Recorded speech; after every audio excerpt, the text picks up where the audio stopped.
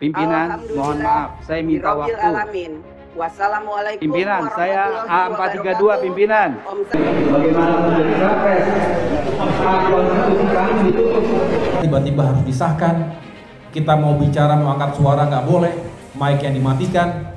Dan yang saya ingin interupsi atau isi dari interupsi itu sangat penting. Ini begini, seharusnya kan yang namanya paripurna ini dilakukan lebih waktu. Tetapi karena hal yang sangat mendesak, situasi paripurna adalah situasi yang sangat berharga ya. Dan saya sudah mempersiapkan tuh bahan interupsi sejak 1-2 hari sebelumnya. Jadi sudah direncanakan, dan yang saya ingin interupsi atau isi dari interupsi itu sangat penting. Interupsi. Pimpinan rapat. Pimpinan, Kami interupsi, menyampaikan pimpinan. ucapan terima kasih kepada yang terhormat, para anggota Dewan dan hadirin sekalian, atas ketekunan dan kesabarannya dalam mengikuti rapat paripurna Dewan hari ini. Dengan seizin Saya minta sidang waktu, Dewan, pimpinan, kami interupsi. perkenankan kami menutup rapat paripurna. Pimpinan, saya minta dengan waktu. ucapan, Pimpinan, mohon maaf, saya minta Birobbil waktu. Alamin.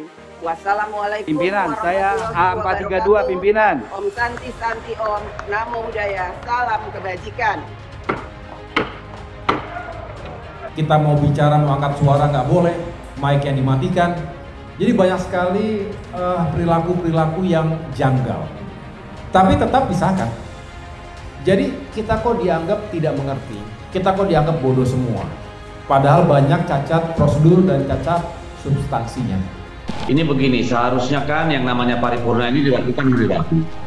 Tetapi karena hal yang sangat mendesak, maka rapat Bamus, rapat pimpinan menyatakan ini kita majukan menjadi tadi hari Senin ya jam 10 pagi. Dan ini sudah kesepakatan semua pimpinan, seluruh fraksi bahwa kita dengan agenda tunggal. Ketika kemudian interupsi saya diabaikan lah gitu, atau tidak diberi kesempatan, tentu sebagai wakil rakyat yang sudah menyiapkan segala halnya, yang memiliki juga keinginan, persepsi, harapan untuk menyampaikan sesuatu yang menurut kami penting, kemudian pada saat itu tadi tidak tersampaikan, wajar pula lah ada kekecewaan. Ya, berdasarkan pengalaman-pengalaman seperti itu, ini kok gampang sekali ya ngutak-ngatik tadi kan, ngakal-ngakalin, akhirnya kemudian seolah-olah nggak dibahas lagi, tiba-tiba jeleger muncul dan hitungannya jam, tek putus jegret. Setelah itu masa bodoh, yang penting ikuti saja. Bahwa semua anggota punya hak untuk bersuara, ya itu betul kita akui.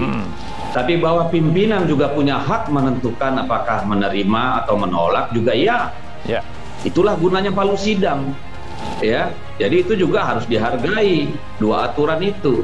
Jadi kami hanya bisa mengingatkan, memantau dan mengawasi, jangan sampai tiba-tiba colongan gitu, tiba-tiba kayak begitu lagi ketok palu aja.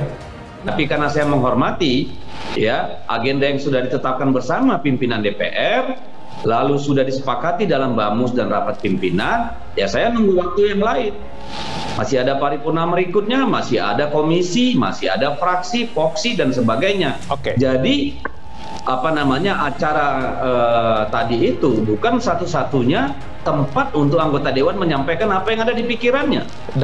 Itu kan sesuatu yang sangat penting, mendampingi isu ditetapkannya Panglima TNI untuk mempertahankan kedaulatan negara dari berbagai macam ancaman. Yang ingin saya sampaikan di kesempatan interupsi itu adalah kita juga harus memperhatikan ancaman degradasi moral. Pak Fahmi menganggap ada isu yang penting dari dapilnya terkait Panglima TNI. 200 atau 300 orang yang tadi ikut dalam acara itu juga punya pikiran yang sama. Anda bisa bayangkan 300 orang kali 5 menit, kan bukan berarti yang lain tidak bicara, tidak menganggap ada yang penting dari dapilnya atau suara yang terkait dengan agenda itu, tapi semua merasa bertanggung jawab menjaga agenda itu. Dan interupsi itu kan bukan agenda, interupsi itu kan hak setiap anggota dewan untuk menyampaikan pandangan, pendapat atau apapun yang jatahnya diberikan 5 menit, dan ini udah sesuai lah dengan tatib. Oke.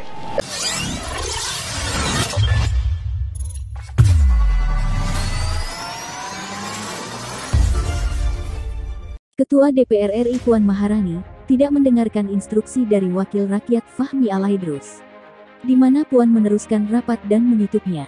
Kelakuan yang tidak sopan dilakukan oleh Puan, rakyat pun banyak yang mengomentari negatif tentang ketidaksopanan tersebut. Wakil rakyat saja tidak didengarkan, apalagi suara rakyat biasa, ungkap komentar dari masyarakat. Di pengunjung rapat paripurna DPR tentang pengesahan calon Panglima TNI Jenderal Andika Perkasa, Ketua DPR Puan Maharani tak menggubris instruksi yang diajukan oleh anggota DPR dari fraksi PKS, Fahmi Alaidrus. Pimpinan, mohon maaf saya minta waktu. Pimpinan, saya anggota A432, kata Fahmi di ruang rapat paripurna, Kompleks Parlemen Senayan, Jakarta, Senin, tanggal 8 November tahun 2021. Namun, Puan justru melanjutkan untuk menutup rapat paripurna, tanpa menggubris sedikit pun keinginan interupsi itu. Karena kesal, Fahmi menyinggung soal Puan yang mau jadi calon presiden capres. Bagaimana mau jadi capres, tukasnya.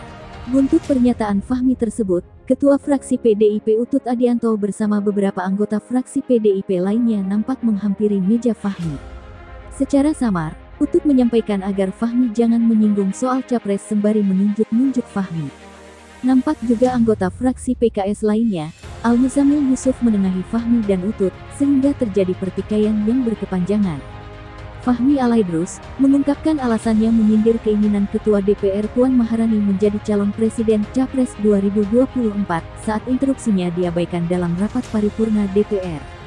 Menurutnya, pernyataan tersebut terlontar spontan setelah materi interupsi yang sudah disiapkan dan hendak disampaikan di rapat paripurna DPR diabaikan oleh Puan.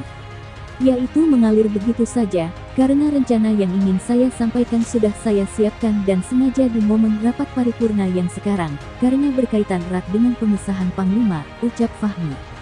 Ia pun menyampaikan langkahnya menyindir Puan soal capres merupakan bentuk protes karena keinginannya menyampaikan interupsi diabaikan. Tapi kesempatan itu begitu saja, tidak diizinkan, maka saya sampaikan protes seperti yang teman-teman sampaikan, kata Fahmi.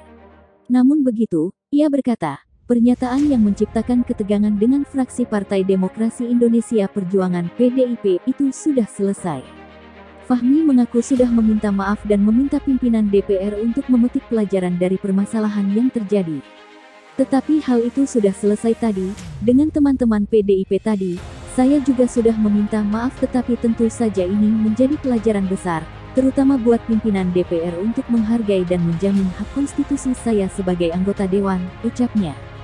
Sebelumnya, Puan selaku pemimpin sidang tidak menggubris interupsi dari Fahmi dalam rapat paripurna DPR RI ke-9, tahun sidang tahun 2021 sampai tahun 2022 yang mengagendakan pengesahan Andika Perkasa sebagai Panglima TNI. Interupsi terjadi sesaat setelah paripurna DPR menyetujui Andika Perkasa sebagai Panglima TNI. Setelah Puan mengetuk palu sidang, dilanjutkan dengan kalimat penutup, interupsi datang dari salah satu anggota Dewan. Pimpinan interupsi pimpinan, kata Fahmi. Fahmi terus mengajukan interupsi namun Puan tetap melanjutkan kalimat penutup sidang. Puan akhirnya berhasil menutup sidang tanpa memberi kesempatan anggota Dewan itu berbicara. Gimana mau jadi capres, hak konstitusi kita enggak dikasih, kata Fahmi.